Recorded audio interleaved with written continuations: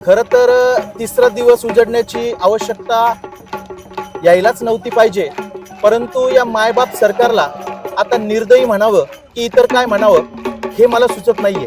या समस्त महाराष्ट्रातील 17 लाख कर्मचारी हे संपावर असताना देखील शासन आमच्या मागण्या संदर्भात शब्द देखील काढत नाहीये, ही खरी शोकांतिका आहे।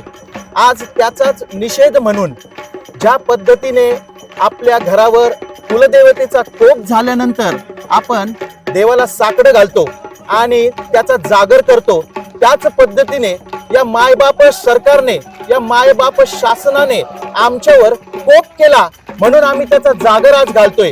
या सगळ्या माझ्या माता बंधू भगिनी, या राज्यातील, या जिल्ह्यातील सगळ्या कर्मचाऱ्यांच्या वतीने आम्ही हा गोंधळ घालतोय।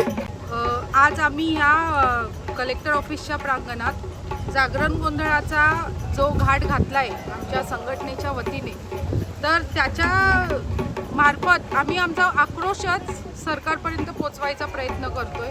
तर शासनाने आता तरी जागृत व्हावं की वरिष्ठांसोबत नवनियुक्त सगळे कर्मचारी सुद्धा यात आवेशाने सहभाग घेत आहेत आणि आज आम्ही नवीन आज हा जागरणाचा नवीन आम्ही पायंडा घालतोय।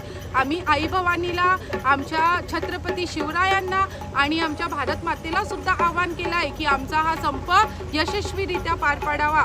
तर मायबाप सरकारने याची सुद्धा दखल घ्यावी की जर कालच्या निर्णयाप्रमाणे, कालच्या चर्चेप्रमाणे जी पेन्शन योजना आहे आणि उर्वरित 4 मुद्दे आहेत त्याचा विचार करून ठळक निर्णय आम्हाला दिला नाही तर हा संप बेमुदतच सुरू राहील